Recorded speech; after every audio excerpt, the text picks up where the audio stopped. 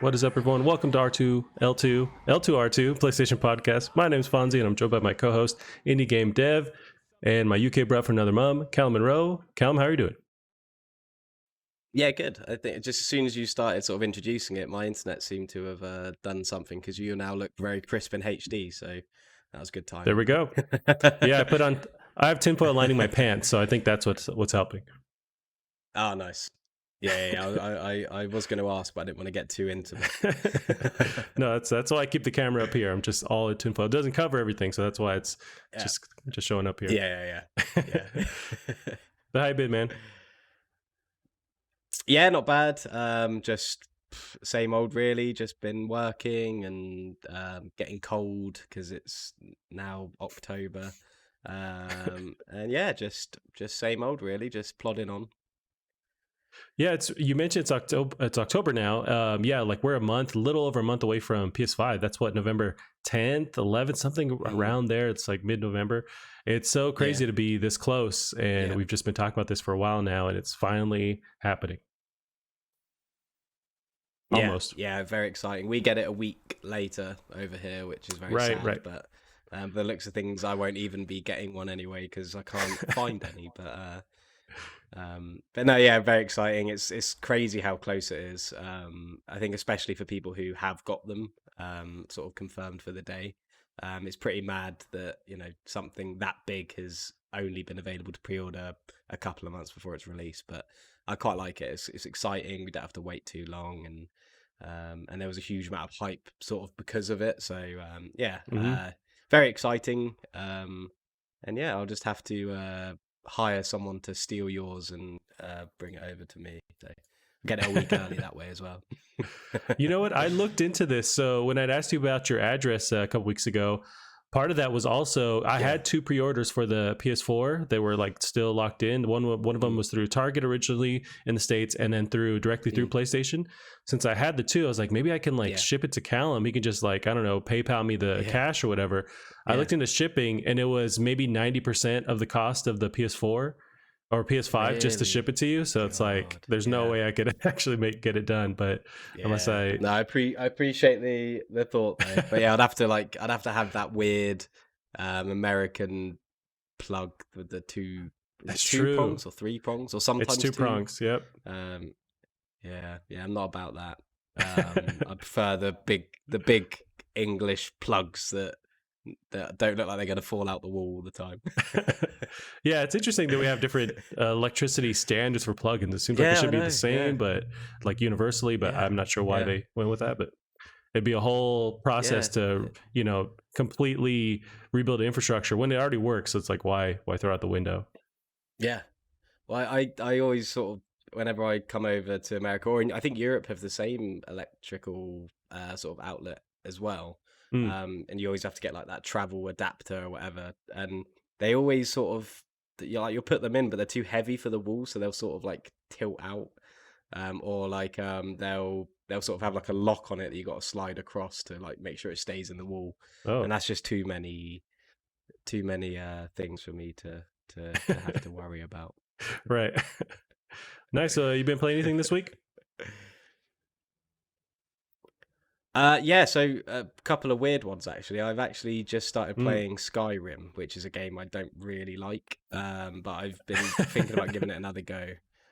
Okay. And seeing what happens. And yeah, I've played about maybe an hour or so, and I am liking it a lot more.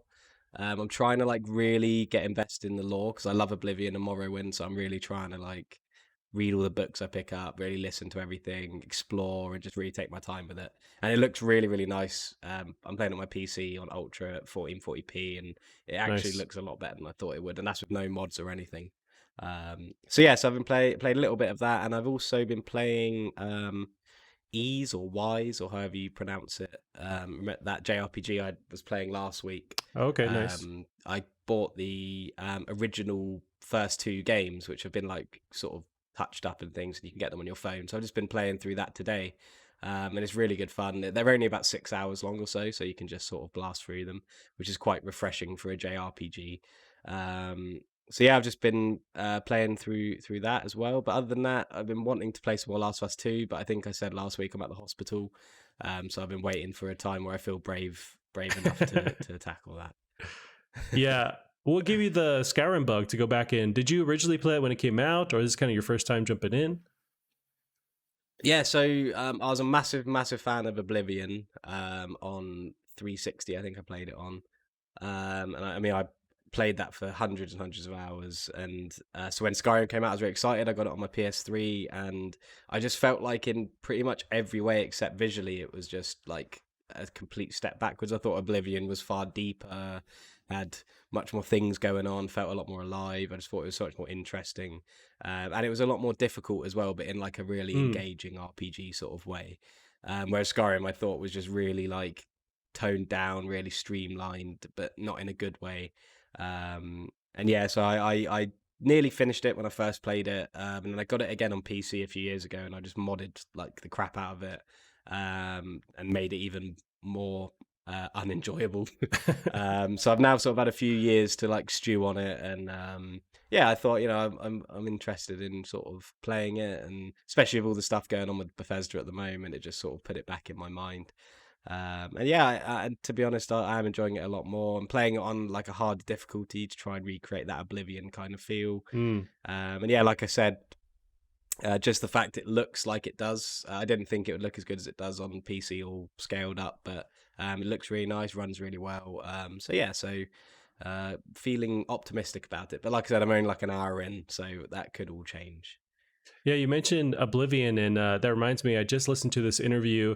It was Major Nelson from Xbox. He talked to the heads at Bethesda, and I want to say Todd Howard, possibly the main guy over there at Bethesda. They're talking about putting Oblivion on the original Xbox 360, and they had to do a bunch of weird things like reload the game in the background. So initially, when you load the game through your Xbox, it's giving you this long load time. But no, the original Xbox, yeah, not the 360. It's actually resetting the game, rebooting the game while it's showing you the loading screen. And I guess you can do that without telling the user that you're rebooting the entire console. So they're rebooting the console just to like free up memory, but they're just showing you the loading screen. But they had to do a bunch of tricks like that to get it to run at the level that it needed to. But it was just super interesting that they're doing all these crazy tricks to get it to work. But yeah, in light of that whole news that they acquired them, they actually have been doing a lot of interviews together, trying to be somewhat honest, but you know, as much as they can with the whole PR stuff. But yeah, and one of them was just talking about their history with Xbox. But yeah, it was pretty interesting.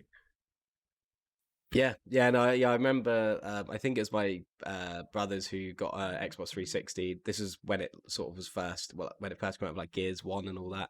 And I think Oblivion was sort of one of the launch games for 360 or something. And I remember sort of the first time playing it, I was like, "What on earth is this game? Like, it's so weird. Like, I just didn't really compute with me, that kind of game." And then I ended up just falling in love with it. I mean, feels so real, even though it is really stupid and bizarre and buggy. Right. You really do feel like, you know, you're progressing and getting stronger, and the characters are all really funny and quirky, and it's just such a great game. And when I started playing Skyrim, I was reading all this lore. Right at the beginning, you like find all these books, and I was just reading through them, and it mentioned about Oblivion, and sort of it like related the two stories together, and that sort of helped me kind of get a little bit more interested in it. So I'm hoping I'll enjoy that, and you know, I'm hoping it'll be like another Mass Effect thing. You know, I spent years just hating on this game, you know, telling people how bad it is, and then I'll become like a big super fan afterwards. So we'll see what happens. Nice. Yeah, with Skyrim, I spent so many hours in that world when it came out, and I'm not typically a big fan of. I do like Lord of the Rings, but the whole like Middle Earth kind of stuff, that whole genre sort of turns me off. But with Skyrim, I jumped in and loved it, and spent so much time, and almost to the point where I did everything in that game where I'm just so kind of burned from it, where I haven't touched it since in the like, you know, 6 years, 5. I mean, it's been longer than since that thing launched, but I haven't touched it again. But you mentioned how buggy these games are. They are, and that's a testament to that engine they use. And they kind of, Bethesda, and rightfully so, they get shit every time because they they tweak it, they improve it, say with like Fallout 4, Fallout 76, but it's this engine that really needs to just kind of be completely overhauled. Do you have any hope that going Yeah. forward with like Starfield, they're just going to, because they have said that like, oh, they were actually revitalizing and completely turning the engine into something Yeah. else, but then it still has issues. Do you have hope that they're going to like completely overhaul this thing? Yeah, I think so. I think the reason that the engine, or that they're so infamous for their engine, is mostly because they, like you said, they haven't tried to come away from it. I think nowadays they'll be able to, hire some really talented guys to engineer something for them. It's not like they'll be using the same people who created this awful engine that they're still using. So yeah, I have every faith that if they need to create a new engine, they'll find someone with the know-how to do that, and now they're working with Xbox. I'm sure that will just help that as well. So yeah, I think Starfield. I think that my only thing with Starfield in particular is they've announced it as if people should care about it, but they announced it so early that no one actually knows anything about it. That now it's kind of like an old name. Right. So I think that any hype for me personally for Starfield's died down. Even if I see it, I don't really know what there could be that is going to revitalize that. But any future Fallout games, Elder Scrolls games will look great in a new engine, and so yeah, I'm really sort of looking forward to seeing what comes out of there. Yeah, same here. I'm really hoping that Xbox kind of forces them to maybe take their time or delay. Xbox is no Microsoft. They're not afraid to delay even their huge flagship with the series coming out. They delayed Halo Infinite, and so that was an easy decision to make. So I think that kind of control a little bit will force Bethesda to, if the next Fallout's not ready, push it. The next Starfield is not ready to push it further. So I'm hoping that or they have enough QA testers they can also throw at them to just like help with that whole process. Yeah, I mean, it gives them sort of Bethesda room to take risks and have some financial backing to fall back on if need be. I mean, I know that ZeniMax had lots of money anyway, but Right. I think everyone would agree that Bethesda were kind of on a very, very steep decline, basically into a complete dead end. There didn't really seem to be any way out of this decline they were on. So I think, like we said last week, it's brilliant that they've been acquired by someone like Xbox with such brilliant capital and such a great foothold in this industry. And I think the main positive to take from that is that, Bethesda will be well looked after, and they'll have to, reach a certain level of quality now being an Xbox game studio. Yeah, exactly. Well, since we're talking about Bethesda, this week I got to play Doom Eternal, which I played before, but played it on a 120 frame monitor or a TV that I didn't realize had that ability. Yeah. And man, it's dope. That for sure is the future. It looks just buttery smooth, and man, it's just so beautiful. Where I just don't want to go back to any other game. So I've been testing out all the different ones on my PC. Control has been the most issue, just like getting it to work all the way. Although it has the whole ray tracing thing, and so with ray tracing all the way up, getting the frames to be any faster, at least for my rig, is super taxing. But which also it's another topic, but that makes me a little worried about going forward with next gen.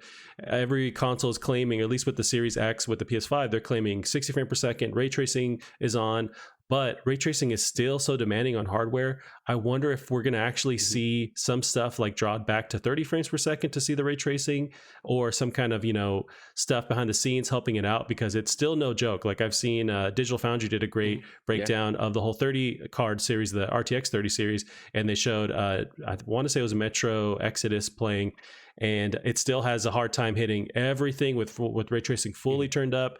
It runs great, but it's still like you can tell it's really taxing on it. And with these new consoles, do they have that level of that graphical ability with their cards, or is it something else? So I'm just kind of wondering if we're going to get some kind of some shock a little bit. We've had that PR promotion recently with RTX and games running at 60 frames per second for next gen, but I wonder if the reality will be a little bit scaled down. Yeah, I think it'll be interesting to see, because the only sort of the majority of the ray tracing we're exposed to is through RTX, which is obviously Nvidia's ray tracing technology. Whereas I think both consoles are using the AMD RDNA 2 or whatever architecture it is, so it'll be in the AMD's ray tracing technology. Plus, it's important to remember that these consoles are single-purpose sort of machines that are engineered for It's true. one purpose only. So I think perhaps we may see some performance modes or some optional ways to play on certain games, just to make sure that we can still play high frame rates, still have access to ray tracing, but it might be maybe 30 40 fps, or maybe 60 on lower res. But I think that the main problem is that a lot of the time where we're talking about, the PS5 can only do 60 fps, or the Xbox Series X can only do 60 fps or whatever, that's always using 4K as that sort of comparison. Every time it's like you see an article of a headline like Assassin's Creed Valhalla only running at 30 FPS on Xbox Series X or whatever, or PS5 or whatever, and then you click on it and it's at 4K. No one's talking about 1080p, 1440p. I mean, 1080p by far is what everyone will be playing on. Or most people will be playing on, because people still have 1080p TVs, they still have 1080p monitors, especially in the monitor space. So I just don't think we need to worry too much, because all of these benchmarks are at very high resolutions. And I think at 1080p or 1440p, I'm sure we'll be able to get ray tracing and decent frames together. So, but again, it's all hypothetical, and we'll have to wait and see, and sort of see what happens there. Yeah, that's a great point. That's why I like to throw this stuff at you, because it's a race, and it's a kind of a sticker word to use, 4K, or even I think when these consoles originally were being advertised, at least on the Xbox's end, they're saying like, oh, we can actually achieve 8K. It's like, settle down, let's hold on and get there slowly, because 8K is nuts. 4K is still, like you mentioned, super taxing, and 1080 is the majority of people are going to be playing, and 1080 gets you ray tracing turned on, it gets you higher frame rate. So let's kind of slowly get it out of the gate, but everyone's in such a race to, I think they just want to have that logo on the box, 4K, 8K, when in reality it's just not. It's hard to pull off, and a lot of people don't even have that ability to play that on their TVs, on their monitors. So it's kind of and in the PC world, it's not something everyone really, that's not the benchmark really. It's 1080 right now, because it's still the hardware can't handle going to 4K. But that does remind me, there's a lot of great tech. Oh, go ahead. Carry on. There's a lot of great tech. I was going to say, most. I think there's a bit of a delay. Yeah, you go. Okay. So it was just a little bit about, there's great tech on upscaling, on taking taking rendering from 1080 to 4K and making it look like it is there. And so I think they can just do that for the time being, just make it look technically 4K, but really we're running on it. There's a word for that tech. Digital Foundry always goes into detail on it, but that tech is really great right now. We're just kind of upscaling it. So just keep doing that until it's like full blown 4K. But what were you saying? I was just going to say, because 4K TVs are obviously very popular now. It's important to sort of look at 4K TVs and then monitors as well, because some people play on monitors, some people play on TVs, and I think the people who play on monitors, I think 1080p, 60 hertz, maybe 120 hertz is more the norm now, but 1080p is definitely the norm with monitors.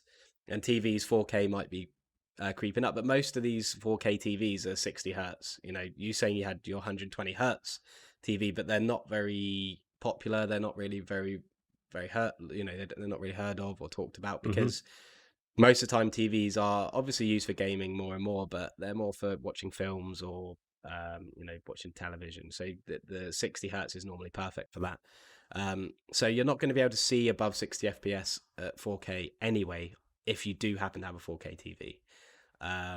And even if you do have a 4K TV or a 4K monitor that can do 144 hertz, I can't even think of a PC that costs under £2,000 that can run games at 4K, really high, still really great settings at over 60 FPS or maybe over 80 FPS anyway. It's just not, like we're saying, that's not what we're aiming for. It's just misconstrued in social media with all the stupid discussions and all the reply threads and all the people trying to get clicks on their articles. It's not, I've spent probably over £1,000 on my PC in total, all the parts in it, and I was playing Assassin's Creed Origins at 1440p, and even with some things slightly under ultra, I still struggle to get 80, 90 FPS at 1440p, and that's an older game. Yeah.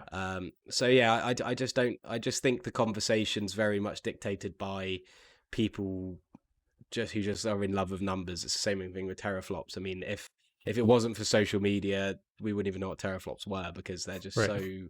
It's just not a thing you can compare. It's not a thing you can just judge something's power on. There's so many more things to it that I don't understand, but I at least know that it is more complicated than it seems. And so yeah, I just starting to get bored of all the articles talking about how many frames this is going to run at, because it's just dependent on the game, and yeah, it's just a sort of a moot point in a lot of respects. Sort of these conversations, they all end up being dead ends. Yeah, it's buzzwords, especially when they're trying to sell these consoles. We're going to get a lot of these buzzwords, and then the reality will set in. But yeah, it's an interesting topic. It's just something that I think about as we go forward with all the different things they're throwing at us. It's like, okay, can we actually achieve that? And it almost shoots them in the foot when you can't achieve those buzzwords that are thrown around. So but they're trying to sell it at the same time and give people a reason to adopt to this new tech. So it's a whole thing, but it almost hurts the devs, because it's like, hey, we can't do that, man. You keep saying that it's possible on this next console, right, but that's the whole thing. Yeah. Well, Cal, we can get into some of the news here. We got some news on Cyberpunk, so we're actually super close to Cyberpunk. And in light of that, we got some news on some just more crunch stuff, and from coming out of CD Projekt Red. So this is Cyberpunk 2077 studio head responds to mandatory crunch reports. This is Jordan Alleman of IGN. CD Projekt Red head of studio Adam Badowski has responded to a Bloomberg report about mandatory crunch at the studio, saying the move was one of the hardest decisions I've had to make, but noting that Cyberpunk 2077's developers will be well compensated for every extra hour they put in. This follows a report yesterday which contained an email from Badowski sent to CD Projekt Red staff. The reported email says that the studio will be enacting mandatory 6-day work weeks in the run-up to Cyberpunk 2077's November release, after, quote, extending all other possible means of navigating the situation. CD Projekt Red had previously promised its employees that they wouldn't be forced to crunch on the game in an interview with Kotaku in 2019. Badowski issued a statement in response to Bloomberg's reporting on Twitter. These last 6 weeks are our final sprint on a project we spent much of our lives on, something we care about deeply. The majority of the team understands the push. Badowski's statement reads, how do you feel about this in the news? I mean, crunch is such a complicated topic, but it's kind of, we go over back and forth. It's especially with this game, and it's constant with other games where the last month is super crunch time. And it seems like they're not able to avoid that as well. I think if there are people there that are having their lives sort of negatively affected by it, and they don't have anything that they can do about it, then obviously that's not good. But I think making something like Cyberpunk, it is a huge part of people's lives, like you said. And I think if you're going to work in an industry where you're making these kinds of projects, I think, there's so much passion. I mean, there's so much passion sort of that you have to even get in the door, especially at big companies like that. So I feel like if you're passionate and you want this to do well, I think that it's just something that is necessary, especially for like you're saying, the final sprint on a project. It's not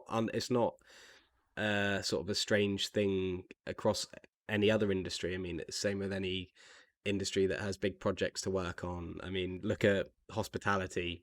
I mean, I used to work as a manager at a hotel, and I used to do like 80-hour weeks, sometimes 7 days a week, and there's no big outcry on in the media about any of that or anything.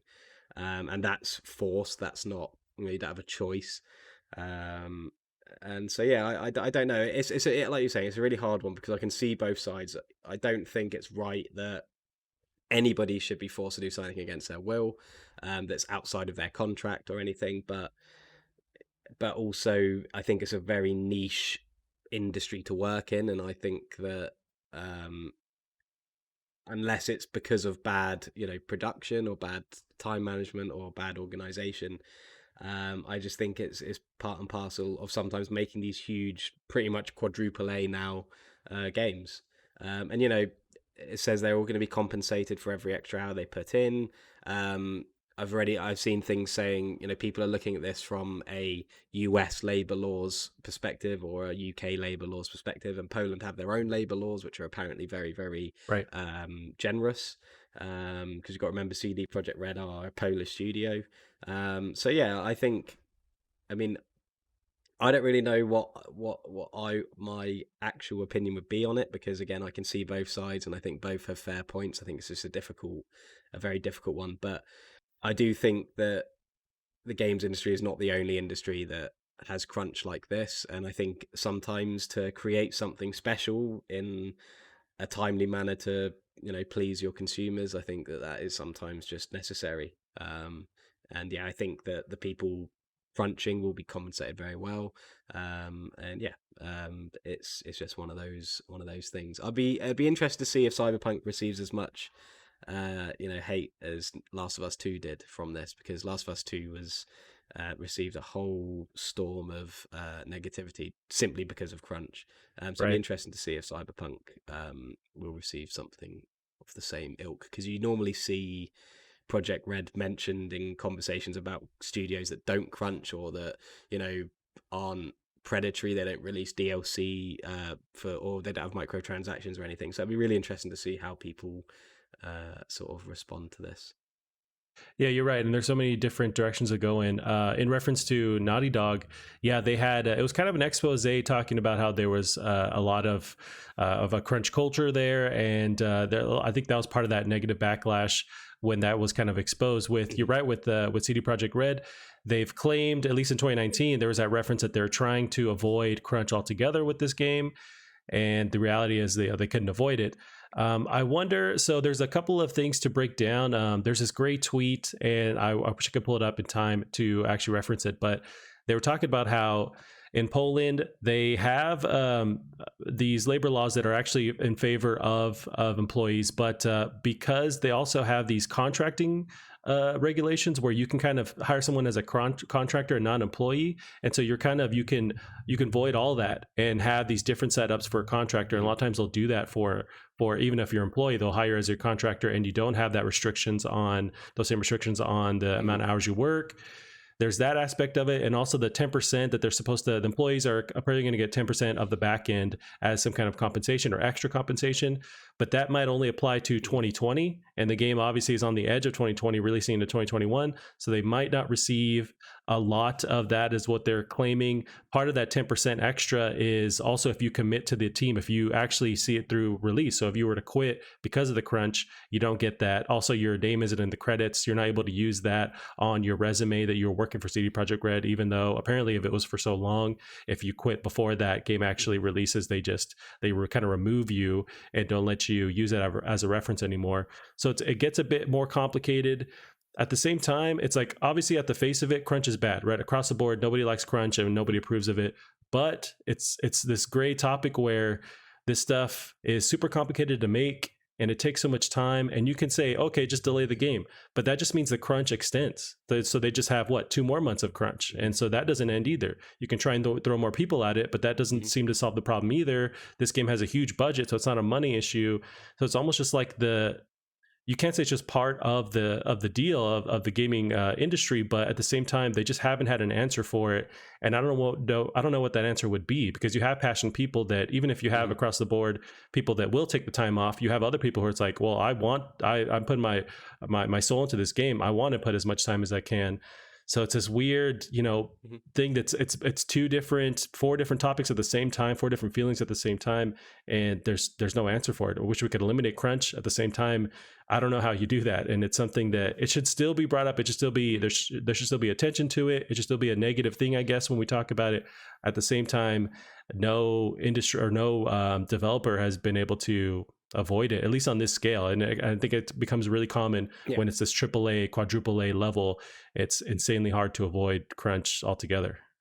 Yeah, yeah, and I think sort of going back to that tweet, that was sort of dissecting the Polish labor laws and everything. I think if you were to focus yourself on any law system or any rules or tribulations in any country, I think you'd be able to find tons and tons of loopholes like the ones that were mentioned in that tweet. But I just don't, that's kind of putting a negative skew on. I mean, I'm not saying it's not negative in the first place, but it's putting a further negative skew on to something that's kind of hypothetical, because that's somebody looking at the labor laws and saying, well, they could do this, they could hire people like this, and they could not give people money by doing this, or by using this loophole or whatever. But that's not something CD Projekt Red have been shown to be doing, or they haven't said they're going to do that. There's no evidence they are doing that. So I think I think sometimes people are just trying to, instead of digging into something and saying, well, maybe this or this, they're sort of trying to find the negatives and trying to make it. And the problem is, especially with social media, is people will see that, they'll see that tweet, and they'll then say, oh, CD Projekt Red are doing this, they're doing all this. And I think whilst it is interesting to know that about all of that, and it does definitely give you some more insight into what people might do and what it could obviously happen in this situation, I just don't think it's worth that person in particular, or anything, sort of just diving into that, because it just paints them in a bad light when it's all hypothetical at that stage. Very true. Yeah, and I'm not necessarily saying that that's what they're doing. It's just No, more of no. that is possible. And you're right. It's super important to not get it twisted and make that the reality. I guess we won't know until we're, unless we're deep into CD Projekt Red and within the team. I'm sure that information is super hard to actually come to light. But it just presents like, okay, when people do say, oh, they're going to be compensated and they actually have a control on their labor laws, it's like, okay, well, it's but it's also possible that they're not because of these issues. It's super complex, and I don't know how you get over it, how you change it. It's something that's deep within the industry. I mean, I was listening to this interview with John Carmack, the original developer on Doom, and he was talking about how they would spend just endless hours, and they kind of chose to do that. So there was this just deep ingrained, at least on this level, with these within the industry, where it's just you put your heart and soul into it, and it's both a negative and a positive, where it weeds out people that they want to also have a normal life, but they still care about this property, and you're caught in the middle. It's tough, man. I think it's fair that you can still enjoy the thing, and I guess that's how it comes down to a personal level. Can you enjoy the thing and still understand that there was this sacrifice being made? If anything, it makes me respect games more, because I realize that these are toys that people spend their entire lives, sometimes wreck their lives possibly working on. So it just makes me respect the actual art when it comes out to it. I don't want that kind of sacrifice, that blood and sweat to have to go into these games, but I do respect the fact that they have put that into these games, and I try and keep that in the back of my mind before I'm just like shitting on something. I mean, I will still shit on stuff for sure, we will always will, but at the same time, it's these are made by people, and they're not seeing their family sometimes, they're not getting compensated fairly sometimes, and it's all for our enjoyment. So it's just this can of worms that I don't know if we'll ever avoid in the gaming industry. Yeah, and I don't mean to sort of use like whataboutism or anything, but again, all these people that, like your Jason Schreiers, or all these people at Kotaku, who are so set on exposing crunch and 6-day work weeks, which again, that doesn't sound like 6-day work weeks for me, for someone who's worked in hotels and pubs and bars. That's not out of the norm. If people like Jason Schreier, I bet he goes to restaurants and bars, and that doesn't even cross his mind. And I'm not saying, because you can sort of choose one to sort of campaign about. I'm not saying that anything about that, but I just think that if you focus too hard on something in such a negative light, it sort of, I just don't know. I would just like to see the same energy used against people who work in hospitality, because every single person I know who's worked in a bar or a pub have worked 7 days a week, and this is far worse than 9 to 5, 9 to 6 office hours. This is like 7:30 in the morning till midnight. Just 6 days a week. That's a completely normal thing in hotel work or pub work. So I just don't know why that doesn't get the same sort of energy. And I mean, game developers are paid far better than people who work in those industries as well. So, and it's physical labor I just think too. there needs to, and I just think there needs to be a perspective on these kinds of things. And again, crunch, like you said, is not good. It can't be good.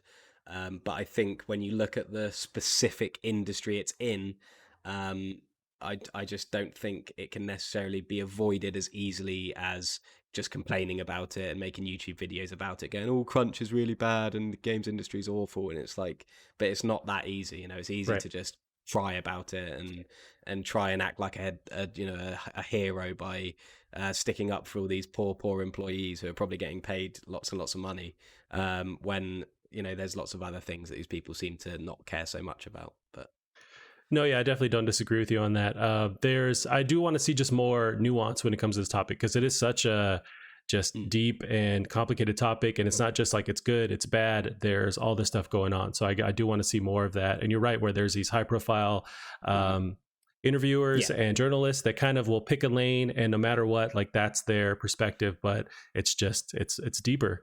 And hmm, yeah, I want to see more of that conversated, and also get some devs to just like be super honest about the process. And maybe, but it's yeah, almost like you don't get those stories until they're out of at least that almost the industry, because they don't want to get blacklisted and looked at negatively yeah, if they do talk about it. So it's like you have to wait yeah, years before you get the actual inside scoop. But yeah, I do want to yeah. understand more from the devs perspective in the future. Yeah, but I mean, I think you sort of put it well, with the single lane kind of mentality. It's like, and I don't mean to pick on him, but using Jason Schreier again, who wrote that expose on, I think it was 2K or Gearbox, who did Borderlands 3 about something to do with profit sharing or something, and he had written this big thing, and loads of developers from Gearbox had come out. I think it was on Reddit or something, saying we didn't feel this way at all. It was explained much better than it was made out in the article. Mm, None of us or no one that they knew of felt that way. So this is what I mean. I mean, people like these writers or YouTubers are using their own emotions to speak on behalf of others. And sure, there's going to be people at these studios who are like, "Oh, I hate crunch. It's awful. It's affecting my life, and I can't quit because." And of course, that's awful, but I think there has to be both perspectives or both lanes sort of explored, because it's never that black and white. And right. yeah, that's why I sort of don't like to try and form like a concrete opinion on it, because I'm just not smart enough to factor everything in and think about that. Oh yeah, we're both just talking out of our asses, but we're just giving some Oh some yeah. perspective from two dummies. But yeah, no, it's super complex. I'm sure we'll be talking about this, in the upcoming months and years about Mm, crunch in general. But yeah, found that interesting, and yeah, I overall still cannot wait for Cyberpunk. I have my PC ready. yeah. I'll probably go there first for trying to play on whether it's console or PC. Probably Hmm. go PC first, but yeah, cannot wait for that game. So stoked. Yeah. So yeah, we'll move on to our next one here, Callum. This is Xbox news, but I think it's just interesting to get some kind of comparison to what moves PS5 will do, what they have in response to this. So this is Xbox first-party games are not going to other consoles. So this is news editor Giuseppe Nelva of twinfinite.net. So this is an interview they had with Aaron Greenberg, who is the let's see if I have that correct, the games marketing manager over at Xbox. So the interviewer asks, just a few days ago, a Microsoft representative was cited mentioning that there are no plans for more first-party games on other platforms. Is that correct? And Aaron Greenberg chimes in, yes, this is what we said because it's very specific. We more than doubled our studios over the past year, and as the new studios are transitioning, some of them had existing arrangements to publish games across multiple devices, that is, i.e. Deathloop, for one example. But going forward, these new studios will focus on making games for our platforms, and we have no plans to further expand our exclusive first-party games to other consoles. So this just brings to light more news about what we talked about last week, where will we still get these PS5 versions of games that Bethesda owns? Will we get the next Starfield, next Oblivion entry? But it looks like we're Mhm. not officially. How do you feel about them actually holding on to these properties on the Xbox side? Well, I don't know, because I've heard different things from Bethesda. When Bethesda were asked about it, they said, "Look, we're still, because Bethesda have a publishing department, Right. and Bethesda said that we're still making our own games and everything." It's more like yeah, and I think this is worded quite cleverly, because he said we have no plans to further expand our exclusive first party games. So he's basically just saying our exclusive Xbox games, which is obviously right. Like, if it's exclusive to Xbox, then it's not coming to another console. So if he had said we have no plans to further expand our first party games, then that would be a different story. But he said exclusive first, which is straight away the word that means it's not coming to other consoles. So whilst games like Fallout or Elder Scrolls or Starfield will inherently be a first party game because it's owned now by Xbox, it doesn't necessarily mean it's going to be an exclusive first party game, if that makes sense. And yeah, I mean, I don't know, I'm not sure, but I can't imagine the new Elder Scrolls or Starfield or any of that to be exclusive to Xbox. I just don't see that being financially viable for Bethesda or for Xbox. I just don't see that making any sense really, especially considering they're going to be coming to Game Pass. Yeah. They're going to want people to be spending full price on these games, and with the install base that the PS5 is going to have, they would be foolish not to. But I'm sure there's going to be tons and tons of Bethesda games that are going to be exclusive first party titles. I'm sure, and I think that's the thing. We don't need to. People don't need to. PlayStation fanboys or whatever don't need to be like, oh yeah, well, Elder Scrolls are still coming to PS5, because there could be a whole plethora of unannounced games from Bethesda Studios that are going to be Xbox exclusive, that we don't even know about yet. So yeah, I don't think Elder Scrolls or Fallout or Starfield will be exclusive to Xbox. Personally, I could be completely wrong, and I don't think this statement disproves that, just because of him saying we have no plans to expand our exclusive first party games, because again, it's very cleverly worded, very PR, well trained in PR to make sure he's saying very exact things. But yeah, that's what I think, and I'm sure I'm probably wrong.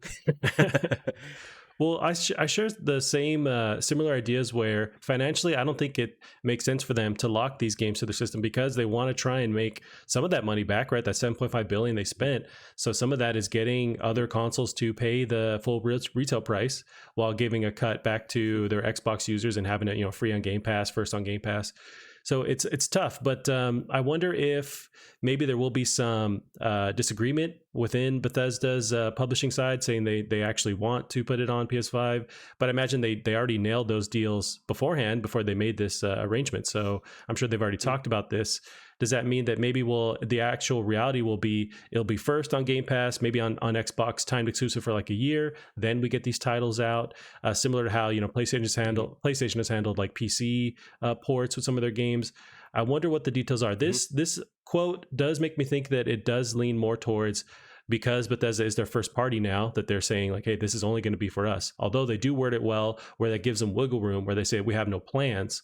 But of course, that just means that nothing announced yet, that in the future, actually, it is going to go to PS5. It's interesting. There's part of me that wants Xbox to make these moves, because if it was the other way around, I think PlayStation would hold on to these exclusives with a death grip. They'd hold on to Bethesda and not allow them to venture out, because that's what they've been doing, and that's why they're so successful holding on to these first parties and having a reason to buy a PS5. Part of me wants Xbox to make those moves, just as a way to compete with PlayStation, to give them something to react as well, but also to just kind of strengthen that console race going forward. If it just goes everywhere, then there's just less of a reason to go to Xbox. Although you still have Game Pass, it's going to be a great deal. You're going to get these games there, if not first, you're going to get them within that Game Pass menu of games. So it's interesting, but I mean, time will tell. But you're right that it doesn't make the financial sense to actually limit these games to their console. Yeah, and I think, again, just to sort of double down on his wording, because if he had said we have no plans to further expand our first party games to other consoles, then that would for sure make me think, oh, maybe they're not going to come to PS5. But the fact he put exclusive first is very, very specific. Like that's basically him saying any game that will be exclusive to Xbox will not come to PS5, and that's like literally like it's just like a loop, isn't it? Yeah. It just exactly. And so I think that word exclusive is very, very cleverly placed. But I think even if Elder Scrolls come to PS5 and Fallout comes to PS5, just the fact it's going to be on Game Pass is a huge advantage, because, I mean, now that these games are owned by Xbox and they're coming to Game Pass, I will not be getting them on PS5, because I can either pay £70 to get them on PS5, or I can get them for $6.99 a month through Game Pass, as well as all the other games on there. So I don't think they have to be exclusive to Xbox to have an advantage. I think that advantage is now there forever because Game Pass is such an insane deal, and these games are going to benefit from that. So and you know that I'm sure there are lots and lots of people who have PCs and PS5 so that they can get both exclusives.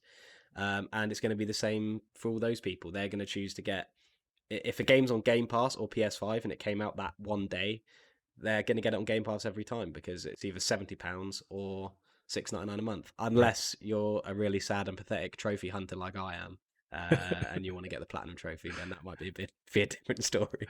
Yeah, you're gonna be missing out on those haptic, triggers and feedback. So it's like that's worth the price tag, I guess. Yeah, that's true. Yeah, yeah. It's interesting. I mean, time will tell with this kind of thing because I think the reality is it's going to get a bit murky as we go forward, and it's like, hey, we're leaving all this money on the table. I think that's the reality of it, but we will see. I found that interesting in the news recently. Yeah. So Callum, as well as another interesting thing, we finally get some PS5, PS4 comparison for Spider-Man Remastered. So there's this footage, and I gave you a link there. I was going to kind of scrub through it. If you want to let me know if you have it ready to play, then we can watch it in real time. I got it. With the power of the internet. So I'm going to hit play right now and switch over to it. So yeah, it's interesting to get actual comparison footage of this remaster working in play. And so the big takeaway is the whole 60 frame per second, which is at first we're starting off with PS4 gameplay. And one thing I took away from watching this last night was it still looks amazing on PS4. Damn, this game looks awesome. Yeah. But on PS5, of course, with that frame rate, it looks just buttery smooth. Yeah, I think I haven't watched this yet, but I saw some of the screenshots, and I think obviously it looks great, and they've done a huge amount of work to it. But I don't know if you saw the new character model for Peter Parker is just. What are your thoughts on that? I just have no idea why they did that. I have no clue why that has happened because. I mean, I'm a huge Spider-Man fan, but my favorite thing about my favorite Spider-Man stories always come from when Peter Parker's a little bit older. And in the setting of the PS4 game, he's 8 years into being Spider-Man, something like that. Yeah. Yeah. So he must be like in his mid-20s, right? And the new model. And before I even say anything, the original model was perfect. The Peter Parker from the game was one of my favorite things about the game, like when he's not in the suit. But just because they'd finally had like a mature Peter who sort of, he knows what he's doing. And yeah, this one just looks like an 18-year-old kid again, or however old. And it just isn't going to make any sense. This guy's going to show up to teach Miles Morales. He looks like younger than him. He's meant to be doing it for 8 years. Right. Like, what was he, 10 when he first started being Spider? It's just, and it's just the fact that it was already established, like it's already there. And if this is the reason that, there it is. And if this is the reason that they're now charging you because they've done this much extra work, then I just wish they had just not bothered. Because it's just a bizarre choice for me, and I'm not sure why it's happened. Yeah, because he does look younger. I think that was the main focus. So their original announcement was that they needed to find a better actual model to use that CG reference with the voice actor, so one that matched his face more accurately. But they went consciously with like a younger model of Peter Parker. So yeah, it's all the same things you hit, where he's supposed to be older, so they nailed it with that first model, but then he's now at least like 5 years he looks younger in this one. It's a bit strange, I guess. When it's all said and done, I don't care at that much. It's like, okay, I guess I'll just get used to this guy, and it's fine. It's been a while since I played it, so maybe I can try and scrub it from my memory. It's just such a kind of strange decision to change it in any way. Like, they should just kept the ball rolling, but apparently they needed to make those adjustments, but I just don't see if it was really needed. And I mean, it's kind of like recasting a character in the second series of like a series you love, because I loved the story in Spider-Man. It was one of the real highlights of the game, and I didn't think it was going to be, and especially the ending, which I won't spoil just in case, but it was really like just well done and really like emotional and really sort of just a really, really great, sort of well executed. So to now play Miles Morales or even play through it again to see that same really personal scene but with a different person, it's just, I don't know. I kind of feel obliged to play it again now, which I don't want to do, but I now feel like I have to because I now need to have this canonical Peter Parker before I jump into Miles Morales. Um, yeah, it's a really bizarre choice. I have no idea, why they felt they had to do that. And yeah, I'm personally not pleased with it. Gotcha. Yeah, I mean, I think it's going to rub a lot of people the wrong way.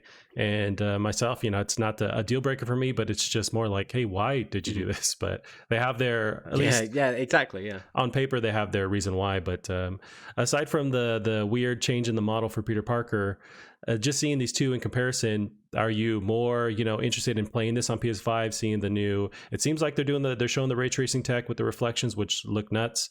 Although that could be, so kudos to Insomniac. Yeah. They did a really great job with reflections already in the game. So I don't know if this is full blown ray tracing. They're just tweaking it, but this game does have official ray tracing support. So apparently that's happening for sure. But it just seemed like in the actual gameplay, I wasn't seeing that yet, but we'll actually have to wait for Digital Foundry to like fully test it out. But I mean, it looks nuts, and I'm surprised that I was okay with it at 30. That's the thing. It's like I was cool with it at 30 frames per second. At 60, it just looks even better. But I think there's games where I can go either way, but I'm not going to be mad at this 60 frame per second mode. It just looks even more awesome. You see all the animations in his body when he's swinging around. They're just way more fluid. And yeah, I cannot wait to pick this up. Yeah. Well, I think this is the thing as well with frame rates is you don't notice unless it's really choppy and it's like constantly changing. So if it's going from like 30 to 20 to 30 to 20 constantly, that's when you really notice it. But if it's a steady frame rate of at least 30, you won't realize, because unless you've literally just been playing a game at 140 FPS or something ridiculous and then you've gone straight to something like that, you might. Or if they're running side by side, you definitely will. But you won't realize. If it's a good steady frame rate, then it'll be fine. It's like Persona 5 Royal is one of the most fluid looking games I've ever played, especially with how the HUD moves and everything. And that runs at 30 FPS. I mean, I don't even have a PS4 Pro. And I remember at the time I was playing Halo Reach at 140 FPS at a higher res as well on my PC. And obviously at the time I was like, oh, this is super smooth. But then I'd go and play Persona 5 Royal on my PS4 and I wouldn't even notice the difference. I know they're very different games, but I just think people just concentrate too much on this thing. And whilst a higher frame rate is of course better, people don't need to be so like, oh, you're playing that at 30 frames a second, how can you do that, right. kind of thing. Because like you said, Spider-Man is awesome. It still is awesome on PS4, and I'm sure Miles Morales will look awesome on PS4. And but it's nice to see this become the norm for people who just have consoles or anything. It's going to be really, really cool. But in response to your question about whether or not I'm more likely to get it now, in a weird way, despite hating the new character model, that's made me want to play it more than I did, because I feel obliged to now experience this new Peter Parker. So it's kind of a weird catch-22 there, but I don't think I will play it, just because it's, as much as I love it, I think the gameplay loop itself is it gets very samey. It's nothing, groundbreaking. And whilst I didn't mind it the first time, we got a nice shot of Doc Ock's crotch there. And in 4K. Whilst I enjoyed it at the time, I just don't think that's something I'd want to do again. So yeah, I probably won't do it. But yeah, that Peter Parker thing is going to really annoy me. Yeah, it's interesting, and they made that move, and we'll see how it goes. But yeah, it's actually coming out pretty soon. We'll actually hopefully get in our hands and try it out. Now this game, Callum, this next one drops today, technically tomorrow. This is Crash Bandicoot 4. It's about time. So I pulled some of the Metacritic and it's actually getting great reviews. I was sort of nervous about this because none of the reviews, the embargo didn't lift until today. So I just found it interesting. Usually when it gets down to the wire, that often means it's not looking too good, but the reviews have been super positive. So Destructoid gives it a 9. PlayStation Lifestyle gives it a 9. Games Radar Plus gives it a 4.5 out of 5. Game Informer gives it an 8.5. IGN gives it an 8. And then at the bottom end, VG247 gives it a 3 out of 5. Is this on your radar? Do you think you're going to be picking this up? It is. I would love to play it, but I would have to play the Insane Trilogy all the way through first, just because of my weird thing. Why? I have to just play. I don't know. I really don't know, and it's even weirder with Crash. Like, I just feel like I'd be a faker if I was to play Crash 4. No one cares, man. I Just have play played the the original 3, but no, but I do. Okay. Yeah, no, I'll probably end up playing it. Just not right now. I mean, I've got a huge backlog which I'm for sure. adding onto for no reason. So yeah, it looks awesome. I mean, it looks so good. It looks lovely. I love, platforming games like that. I don't think there's enough of them.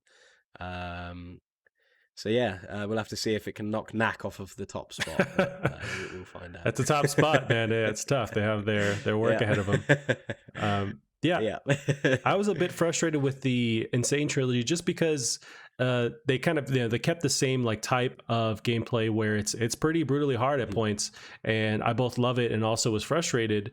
But so I'm interested to see what they change as far as in the gameplay. Do they make it a bit more accessible? I imagine they still have the super hard areas. Do they maybe push it to the outer rim? That's kind of the beauty of some of the newer Super Mario games, that they would have the harder levels outside of the actual like gameplay, so you could still complete it if you wanted to without touching those levels, and you could choose to jump in. I wonder if they'll do something like that or it's baked in. But this game looks beautiful too, so I can't wait to play for that side of it as well.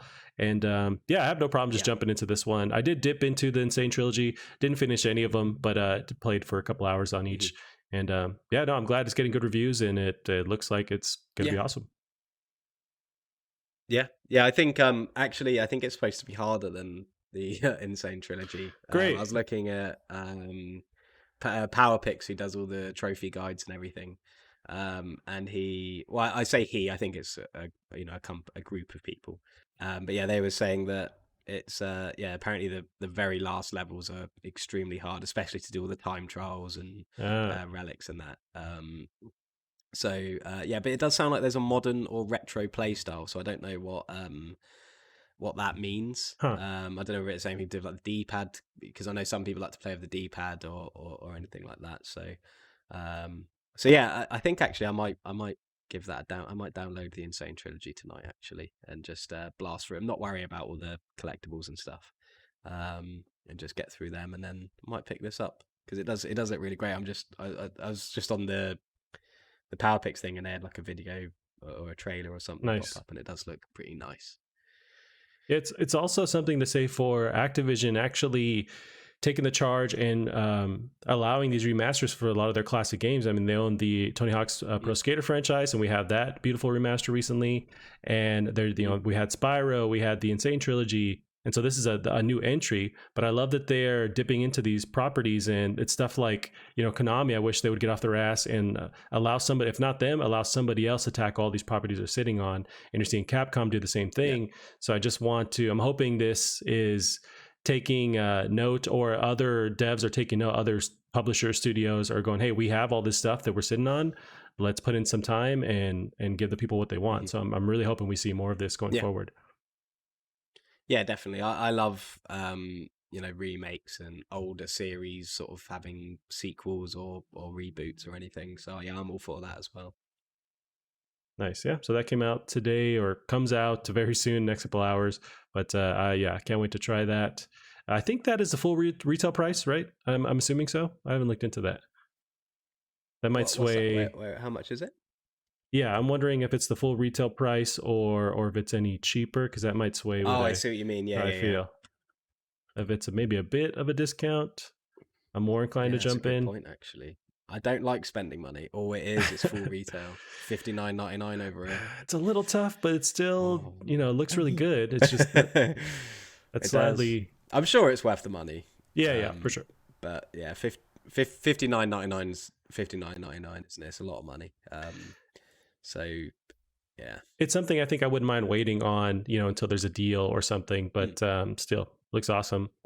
Yeah. Calvin, we got our next Yeah. one. More Xbox news, but this is just once again to get some comparison to PlayStation 5. And this is actually with Yep. features that maybe we'll see unannounced features yet. I want to kind of dig into that. So this is Xbox Series X backwards compatibility. Most Xbox One X games run at 60 frames per second in 4K. This is Bo Moore of IGN.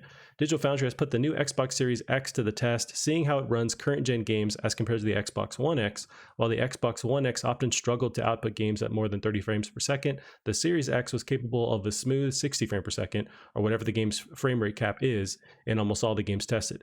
Keep in mind, these games haven't received any special optimizations for the new console yet either. This frame rate upgrade is being handled by Xbox's smart delivery system with no new update from developers. Also, the ability to swap between titles on the hard drive was tested, and the Series X holding is able to hold 6 saved game states at a time, allowing you to swap between them and taking about 5 to 8 seconds to swap between each one and continue playing. Game states even persist after you power the console down. So these two features, the quick swap between games, and then also the way it's natively upgrading the frame rate on games. I don't know if PS5 has an answer to those yet. So at least with the quick resume, we'll go into that one first. We have that on PS4 where you can jump right back into your save state exactly where you were.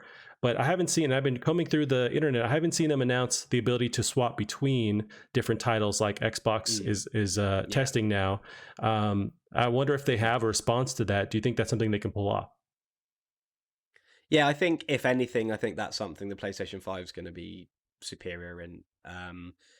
I mean, mostly because in early days when they were talking about what was it they were saying? They were saying that you'll be able to, there's going to be no loading screens, no menus or anything. I think that all ties in with things like switching from game to game. It's all about loading up a different state and things like that. And I think PS5 as SSD architecture is a lot quicker than the architecture that's in the Xbox, just in terms of gigabytes a second.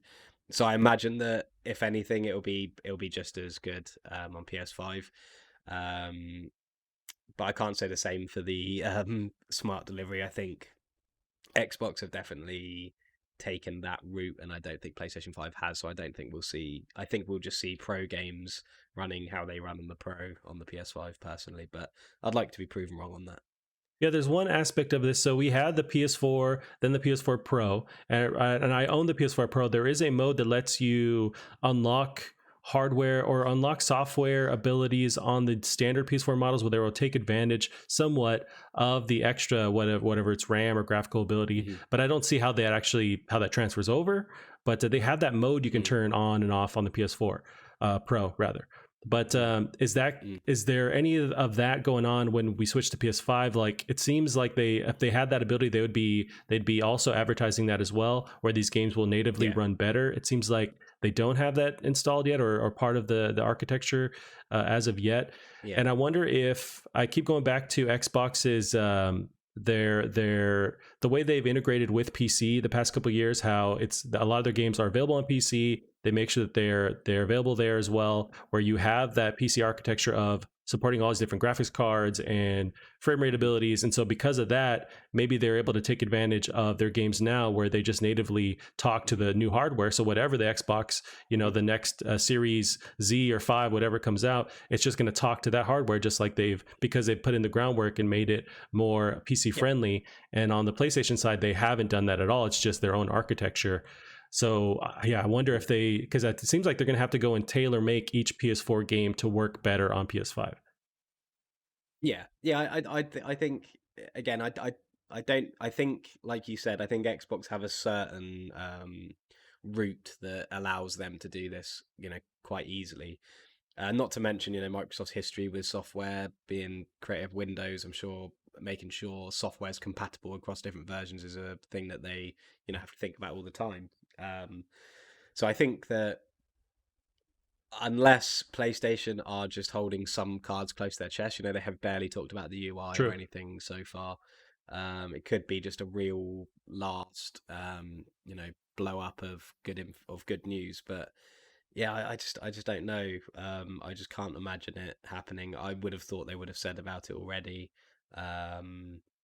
So yeah, I mean, but I mean, I think I've mentioned this before. I don't have a PS4 Pro, so playing a PS4 game on a PS5 is going to instantly be a better version for me That's anyway. true. And also, I'm not inherently expecting previous gen games to blow me away on the PS5. I'm expecting PS5 games to do that. So I don't mind if they don't run that well at 4K or whatever. I'm not too worried. I mean, obviously it'd be nice if they did.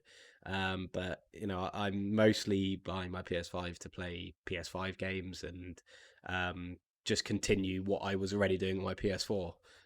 So the fact that I can do that is enough for me. But it is a shame that unless they reveal something, it's a shame that they don't have this same seamless sort of delivery thing that Xbox have.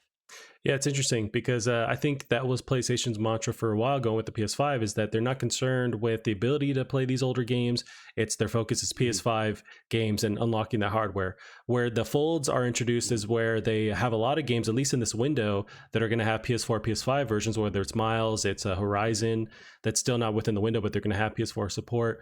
So then they kind of changed their mantra and allowed for these different models to be introduced at the same time. So although that makes you think that, and it must be because it's only those specific games because they intended on a PS4 version, they're going to have that ability to just swap over and, you have just a different level when you're on PS5. But those older games, there's no intention on upgrading. But at the same, I'm in the same boat where it's like, that doesn't really turn me off. I want PS5 level games. When I see, oh God, what's that? Demon Souls. When I see Demon Souls running, it's like, I want that. Yeah. I want that level of graphical and performance level. I want that going forward. So that's what I'm interested in. But I was going to touch on, so the ability to the quick swap or the multi quick swapping that Xbox has. I wonder if PlayStation's just going to go a different route with it. So I found this quote from Mark Cerny. This is in one of the first Wired.com interview articles they did talking about the PS5. So he says, quote, even though it will be fairly fast to boot games, we don't want the player to have to boot the game. See what's up, boot the game, see what's up. Cerny says, multiplayer game servers will provide the console with a set of joinable activities in real time. Single-player games will provide information like what missions you could do and what rewards you might receive for completing them, all of those choices within the visible UI. So I wonder if they're going to have, and we have yet to see the UI, I think that's going to be for sure October, but I wonder if their answer is you don't need to jump into the game, even though it's fast on Xbox, you don't need to jump into the game to see whatever's going on, to see where your progress is, to see what you have yet to unlock. I wonder if their answer is just within the UI showing you games almost running to see like what you have available and then jumping in. That's not the same as being able to quickly swap between games like Xbox can, at least at the moment, but at least it seems like they're taking another route where you have all the information in your UI about each game and makes you not have to jump into a game versus but yeah, it's still not an answer to if I want to swap between games quickly. It doesn't seem like they have an answer for that yet, but they have a way to provide all the info immediately for each game without booting it up. I mean, I think it's interesting because you have a lot of people who are big fans of the Xbox Series X who say that having the choice of a disk drive is really important to them and all the rest of it. But if swapping between games so seamlessly is such an important thing for players, then why would you want to have disc games? Because you can't do that with disc games because you have to get up, put the disc in, or take the other one out or whatever. So so I don't know. It's one of those things. It'd be nice, but I just don't think I'd much rather be able to turn on my PS5 or my Xbox, get into a game straight away. And then if I want to play another game, even on PS4 now, sometimes it takes a while to boot a game up, but the holding down the PS button, closing the app, and then going on to another game is really seamless already. So as much as the quicker the better, obviously, I'm not sure this is something that I think it's something quite trivial that either PS5 will just do it, and I don't know if it's worth them even saying about it, or if they don't do it, it's not really going to be much of a thing for me. Even though I am a digital, all digital sort of gamer, I'm not too worried about that. But like I said, the faster the better, and it's cool that is a feature. Hopefully I can have that on my PC. That'd be nice. Yeah, one of the articles mentioned this is something that's not on PC architecture yet. You brought up a good point where I think this this stuff is still in early reviewers' hands where they get to talk about how they're testing out this quick swap ability. This is still, I imagine, tied to downloaded games. So unless, and I highly doubt that Xbox would do this, but unless you, even if you have the disc, you fully download the game content onto your console, which a lot of games do anyways now, but you still have to have that disc for security reasons to make sure you're not just like handing it out to a friend and having multiple copies of it. You still have to have that disc running on your system. Are they saying that even if you have the disc version of the game, you download that game and it lets you play it without having that disc in there? If not, that's a pretty crazy ability, but I just highly doubt that they would allow that. That lets them lock it down so multiple people aren't playing the same game. So that's still going to be dependent on people downloading the game and having it on their system and then being able to quick swap. And I think the reality is a lot of people still gravitate towards having a physical disc, buying it in stores. And so is this a feature that a lot of us, even though you can do it on paper, a lot of people are still not going to be able to do it because they're going to have the disc version of the game. Yeah. And I think one of the main selling points of having discs still is the fact you can trade them in or sell them to, you know, minimize the cost of whatever other games you buy. But if Xbox allowed you to play the game without the disc, that would just nullify that. That would be the whole DRM thing all over again, which Xbox have already tried and it went down horribly. But yeah, it's sort of, I think it's a point that's worth looking at because there's a lot of discussion about, you know, the digital marketplace being more expensive, discs being a lot more consumer friendly. So it's difficult to then rave about this when, you know, if it's so consumer friendly and cost effective to have discs, you're not going to be able to use this feature of the console. So, but I mean, that doesn't mean it's a bad feature. It doesn't mean, you know, there's no sort of negative point to take from that, because it's like what I said to you. The reason I'm getting a digital PS5 isn't only because I probably won't end up using the disc drive, but it's because this console is meant to have a super fast SSD in it. I don't want anything to, you know, slow that down, and a disc would do that. So, it's a weird one. Is the Series S or the Series S, the 1440p one, is that digital only? It is, yeah. Or is it? Okay. Yeah, so on consoles like that, I suppose it'd work really well. But yeah, it's just one of those things. Yeah, I wonder, it's another topic as well, but as you brought that up, is the need to still have these disc versions of consoles, is that going to end up holding us back with these new features that can be possible, like quick swapping and other aspects like that? If you have it all downloaded on your system and no need for a disc, you can only have that ability by just having it all digital. So I wonder, as we go forward, you know, what that will hold back as far as features go. But there's still, the thing is, they want to sell these consoles, and a lot of people still buy the disc versions of them. So they're kind of, we're held back, but by consumers, really not by, or even just the internet infrastructure as a whole, we're held back by that, and not. And even though we could have these cool new things if we went all digital, but it's a whole can of worms. But I think the features will still be there regardless. I mean, it's like on PS4. I mean, back when I used to sort of have disc games and things when I first got the console. I mean, if I look on my library of games, there'll be some. I'll be like, oh, I forgot I had that, and I'll go to download it, but it was the disc version I had, so I can't download it. So I think it does offer some inconvenience, but I think that's just discs in general. I think discs are just inconvenient in today's space for, you know, unless you have bad internet, then it's the opposite, the other way around. But I think these features will still be, you know, made and thought of and implemented, just because it still improves, you know, the user interface, and the majority of people do buy digital or from the PSN store. So I think it is starting to become a majority thing. But yeah, like you were saying, no matter what the majority becomes of how people play their games, disc will always be around until we have some sort of worldwide super fast internet. Because you know, there's always somebody who can't download games or can't get online, so the discs need to be there for that.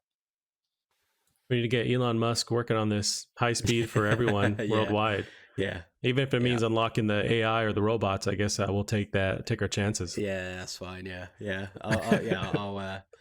I'll enlist in the war against robots. Yeah. All right, man. Yeah, that's it for us this week. We can end it there. Where can they find you online? Twitter @BearMunro is probably the best place. Awesome. And you can keep up with the show as well on Twitter at Plastic Heart Pod. That's it for us this week. We'll see you guys next week. Bye bye. See you later. Okay, let's go.